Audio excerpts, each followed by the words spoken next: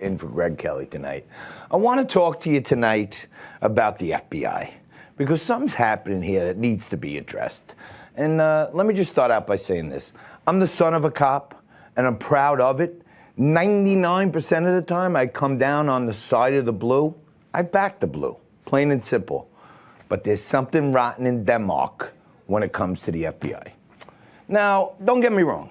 I know the rank and file, the good men and women of the Bureau, they're good people. They're just trying to earn their salary and do their job. And they joined up, most of them probably, to keep America safe. I'm not talking about them. Not the rank and file. They're not the problem. I'm talking about the guys at the top. And as they say, the fish rots from the head. And the head of the FBI, this guy, Christopher Wray, and the small cabal of America-hating elitists that work for him at the top of the FBI are pushing their upside-down, backwards priorities on the everyday working agents. They're showing the agency's priorities are just all screwed up. End of story. The FBI's priorities are obviously out of whack. How do you think regular FBI agent Joe or Jane feels when they're tasked with chasing down soccer moms at school board meetings? Parents who simply want to keep their kids to go to school without being taught about how racist they are or reading some inappropriate sexual books? Let's take a look at this recent example of what the FBI spent their time doing. After months of surveillance and millions of dollars of our money, the FBI spent to crack the big case. They took down a dark, dangerous gambling ring in Long Island. Wait, maybe that's not quite true. But isn't gambling even legal now? But yes, the FBI said, we're going to take down these scary poker-playing paisans. And no, sorry, that's not quite true either. They spent all their time. They spent dozens and dozens of agents to bust a half a dozen guys wearing velour tracksuits. And these 70-year-old goobas, what they're doing is they're playing a poker game. That sounds ominous, a poker game? Now, I'm sure you're sitting there screaming at your TV, tell me more, Johnny. But these criminals had the unmitigated goal to run a poker game out of a coffee shop and a shoe repair shop. And this must be a major threat to our society. 9 people with links to organized crime families are facing federal charges. 7 defendants appeared in Brooklyn federal court, including a Nassau County police detective. CBS 2's Hannah Klieger reports now on their alleged crimes. From several soccer clubs in Queens and Long Island to a cafe in Lynbrook, prosecutors say what appeared to be local businesses were actually covers for an illegal gambling operation that's existed for at least a decade. It says sports club, but it's a cover for a gambling operation. Listen, here in New York, we know what the FBI really stands for. Forever busting Italians, as my friend Curtis Sliwa always says. But how can the good men and women of the FBI feel they're doing what's best for America when they're spending their time and energy focused on poker games out of the back of a shoe repair shop in Nassau County? Who's that helping? Are their heads really buried in the sand like that? Do they think the FBI, those are the issues they should be focusing on? I mean, really? Or is this, on a bigger scale, the raiding of a former president's home over an archived paperwork fight again? Who is this helping? How are we keeping Americans safe by going through the desk drawers of a former president in search of yet another witch hunt? Keep in mind all this happening while the Hunter Biden laptop is somewhere in the FBI offices collecting dust, although no one is exactly sure where the laptop is. Come on, Johnny. You got to be exaggerating. The FBI, they don't know where it is. No, you heard me right.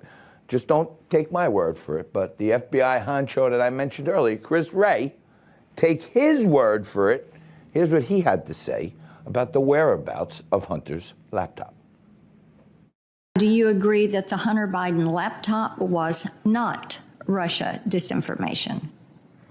Now you're asking about an ongoing investigation that I expect our folks to pursue aggressively, and I can't comment on that. Okay, and you possess the laptop, right? Again, I can't discuss that in an ongoing investigation. Okay. Classic bureaucratic answer, but the ongoing investigation is like somebody else taking the fifth. That's what they say, just shut you up. And he's got to protect himself after all. But what about the FBI's big cyber chief who should know all about these hard drives and all this other stuff? He should definitely know where the laptop is over at the FBI, right? Wrong. You are the assistant director of FBI Cyber. I want to know where Hunter Biden's laptop is. Where is it? Sir, I don't know that answer. You're telling me right here is that as the assistant director of FBI Cyber, you don't know where this is after it was turned over to you 3 years ago. Yes, sir, that's an accurate statement. Shocking.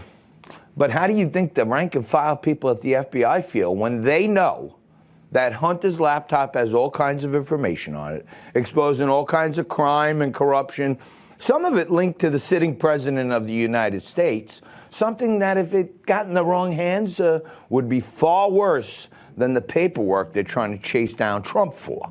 Yet they bury their heads in the sand, and as leaders like Chris Wray blindly follow the words of Joe Biden, who's lied to us time and time again about the laptop, knowing nothing about Hunter's shady dealings, because, let's just take a guy with a lying track record instead of, I don't know, investigating it. It's not like they're the Federal Bureau of Investigations or anything like that, are they? Anyway, their supervisors are telling them to go out there and stake out a shoe repair joint in Long Island and arrest a half-dozen octogenarians playing a poker game. And these days, it just seems like all the priorities are screwed up with double standards. They change the narrative along the way. On one hand, you're searching the president's home over a pillow fight with a leftist national archivist. Yeah, that's what it's about. This is a fight with the archivist about what papers he wants back for the National Archives. On the other hand, a laptop filled with scandalous content linked to the current president, and no one blinks an eye.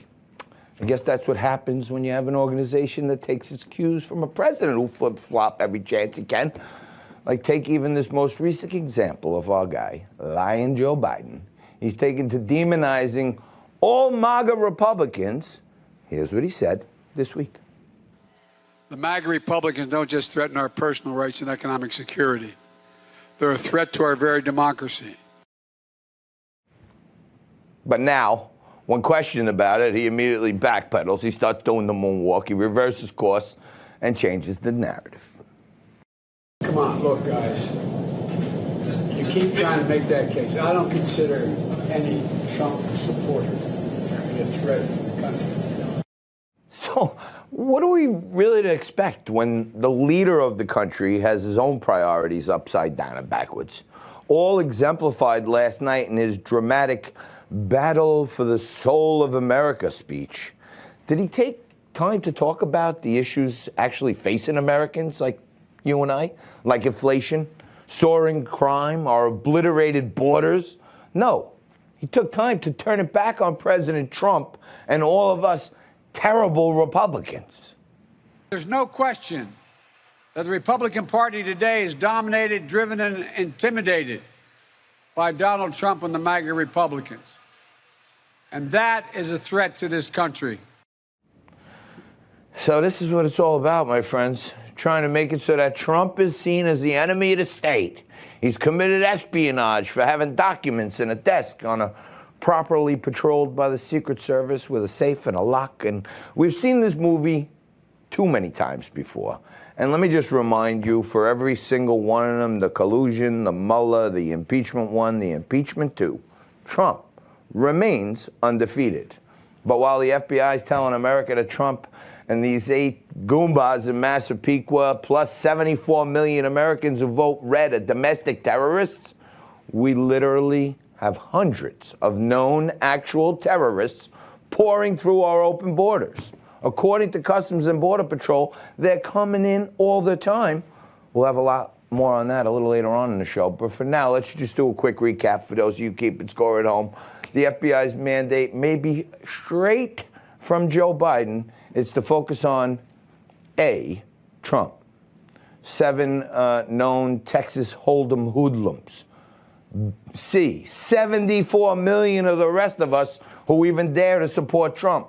We're the terrorists, the main threat to democracy, but the actual terrorists, the ones seeping through our borders, get a bus ride to New York, a greeting from a committee with cash and a free luxury hotel room and health care, and all this with 9/11 approaching. Americans in their homes are now being threatened with F-15 fighter jets by the president, but real terrorists get a free ride on the government dime. This country promised to never forget 9/11, and maybe it's time for the rank and file to rise up and shift their efforts to real national security issues like catching actual terrorists. For now, leave Trump and the rest of us America-loving people the heck alone. They need to check their priorities because enough is enough.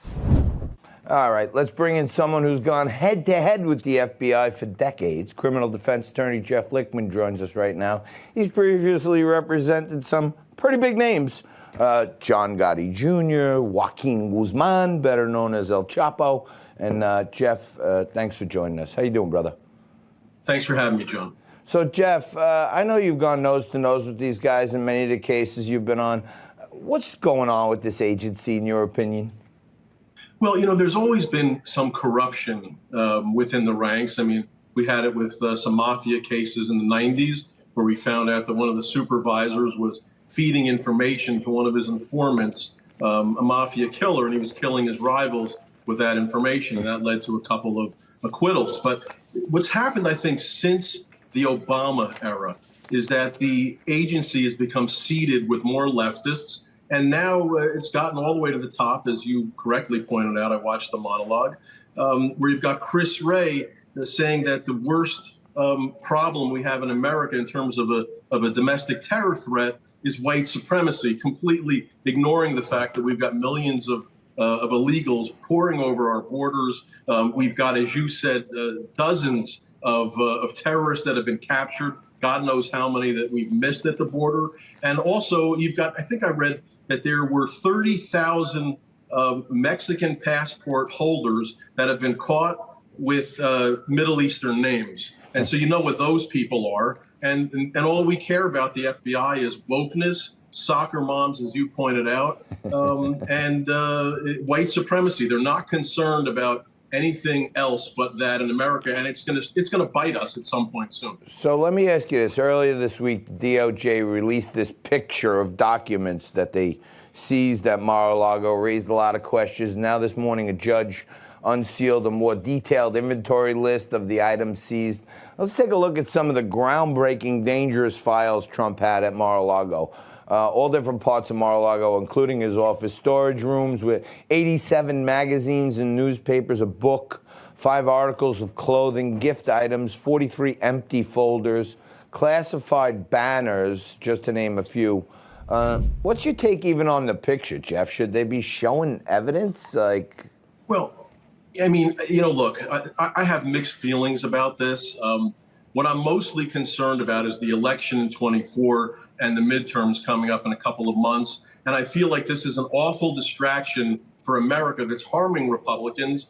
I mean, look, Trump, the way they handled this, the FBI, they didn't have to show these pictures. But certainly, if you read the affidavit, he had multiple opportunities to turn these documents in. His lawyer, one of his lawyers, was a talking head on a TV network and has been out of law school just a handful of years, probably never tried a criminal case. It's providing a distraction, and it's allowing Biden to do what he did last night, John, which is to come out and instead of talking about the 2 years in which he's basically destroyed America, now he can say, look at Donald Trump with the documents, the top secret that didn't return, and look at his CFO got indicted and convicted of tax fraud. It's not helping our side.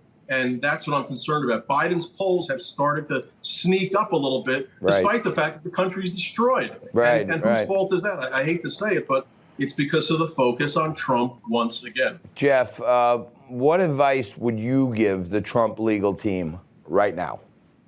Well, the first thing I would do is get rid of the lawyers that have never tried a federal criminal case, which is probably most of them. I think he's got some experienced people there, but certainly not many. I think you've got to start to handle this stuff better. You've got to start being more intelligent. You cannot allow this type of thing to happen. It never should have gotten to this point. And I understand they were certainly surprised by the raid, but you've got to go to them and say, listen, We want no more press releases. We want no more discussing this. We're going to work with you right now. We're going to resolve this, and we're going to be done with it.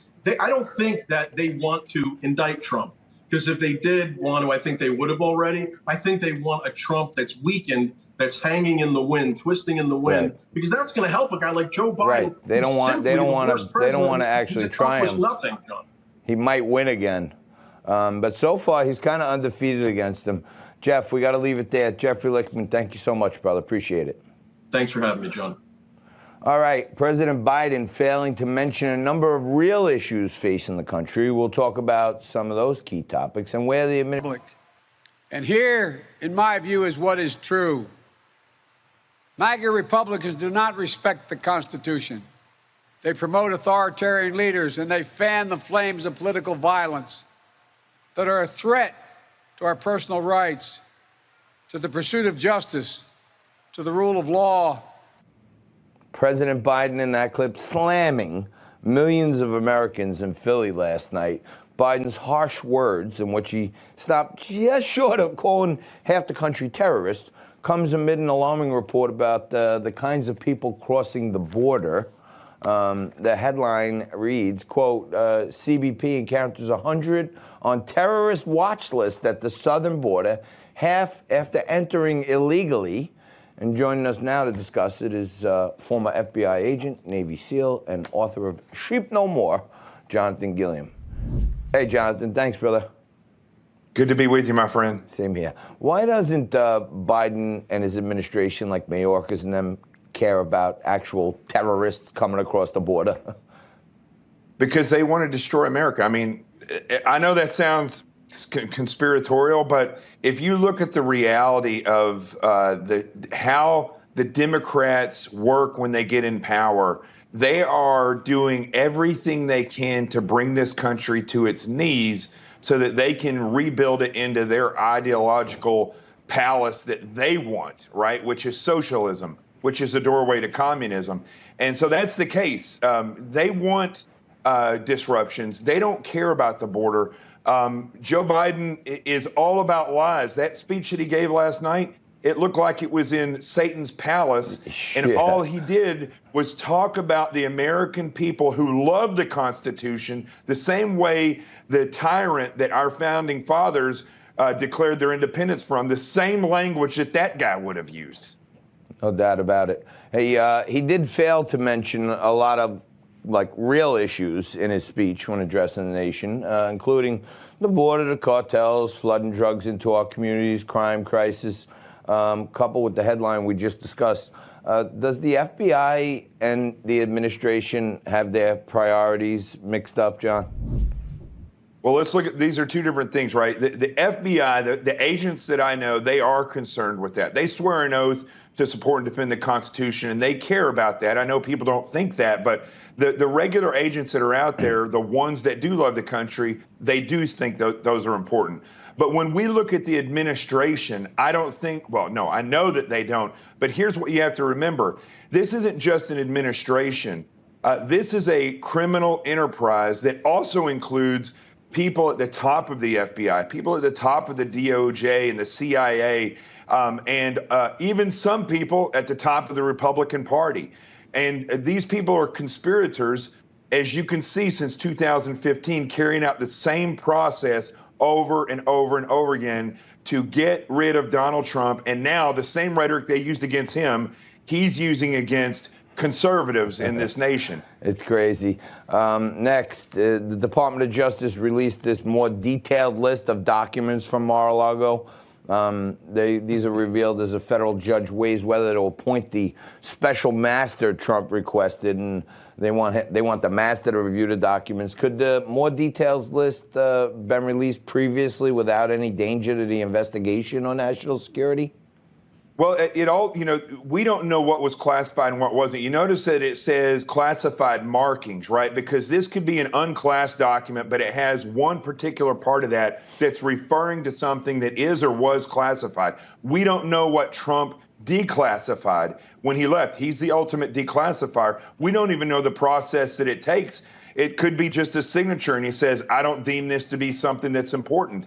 And I'm sure he has people from those agencies that will give some pushback. But let me just tell you, John, you know, the fact that the picture was taken of this nonsense on the floor shows you exactly what the Bureau and the administration is trying to do. They're trying to convict him in the court of public opinion. So that, and that's why that speech happened last night, because they're trying to convict conservatives and people who support Donald Trump and Trump himself in the court of public opinion. So we'll lose the election in November. I've never seen anything like that, where the feds would show the documents that are supposedly so secret, but broadcast them to everyone. So it's kind of weird. But and you also don't know what it is, John, because it's not cocaine or fentanyl where they can do a drug test. Right. You have no idea what they showed you. Most of that was empty folders. Right.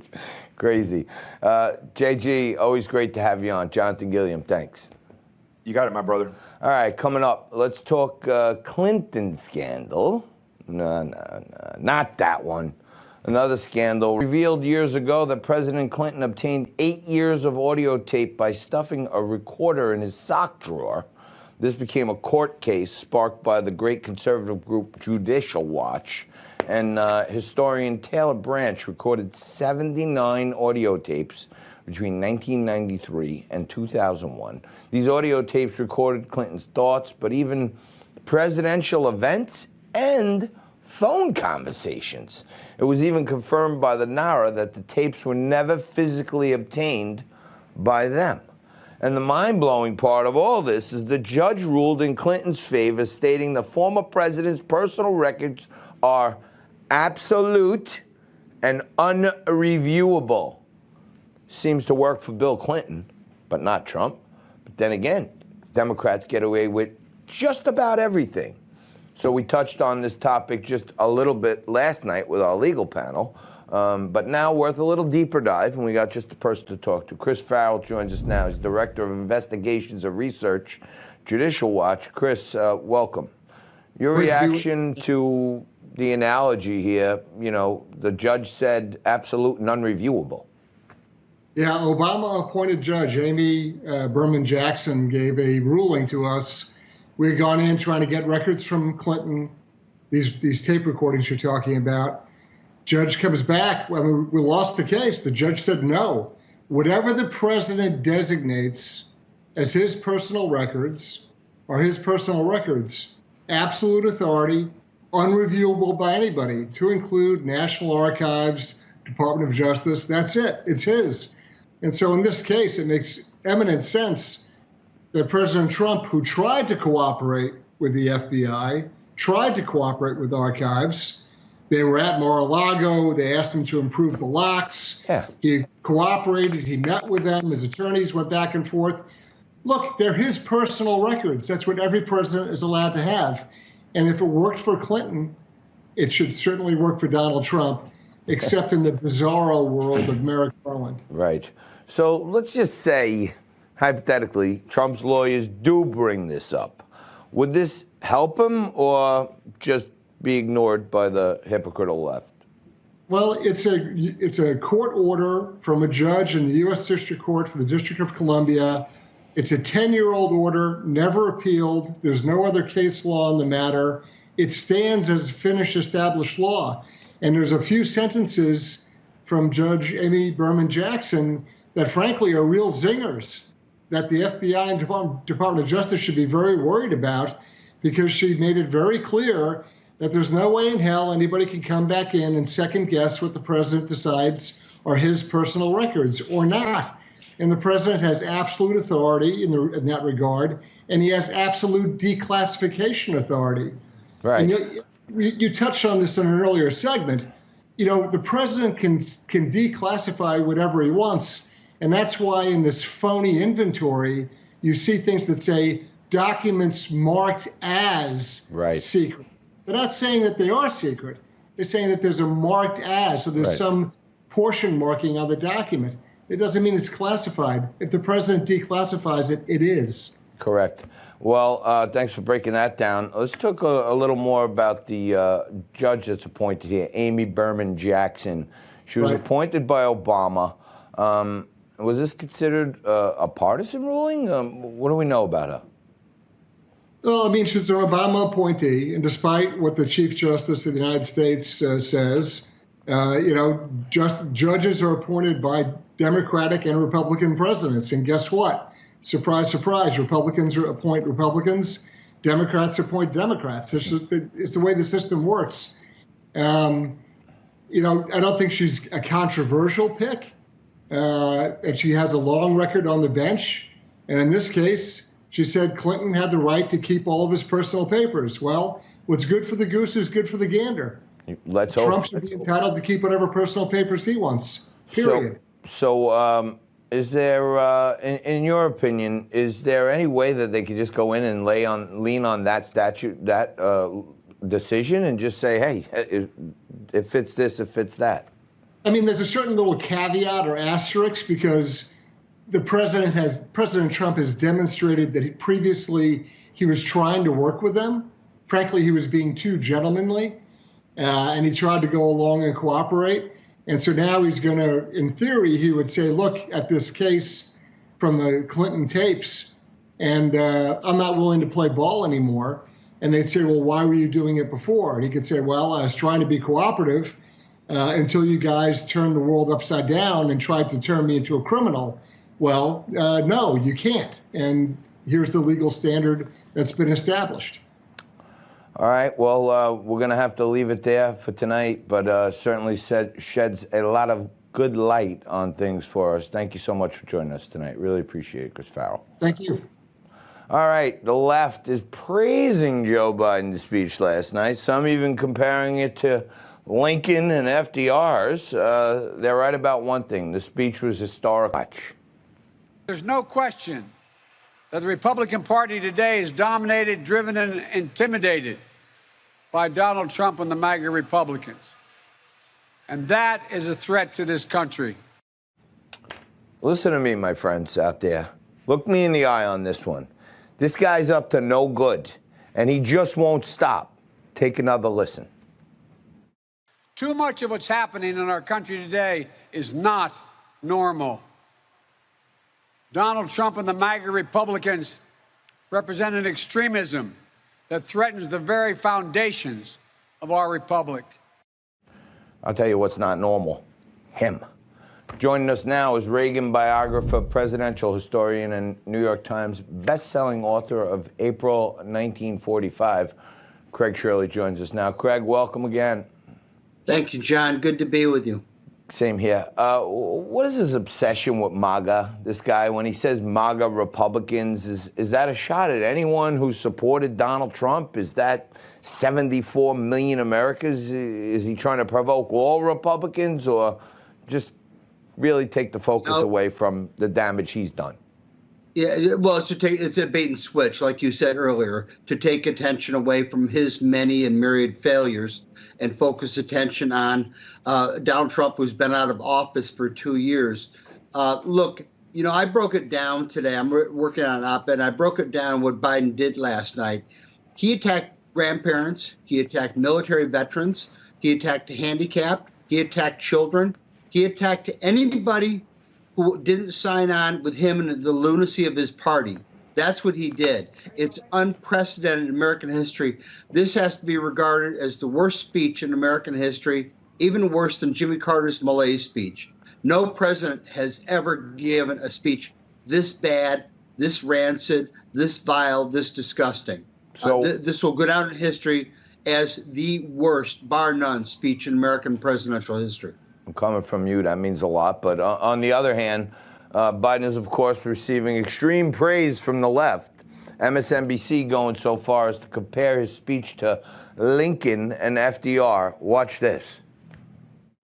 I said, and the others said, I'm happy to be transparent about it to President Biden in the map room. This is like 1860. This is like 1940. You have to talk about the large issue in the room. And just as Lincoln gave the House divided speech, just as Roosevelt gave a speech on the State of the Union about the four freedoms, as you well know, 1941, here is a time when President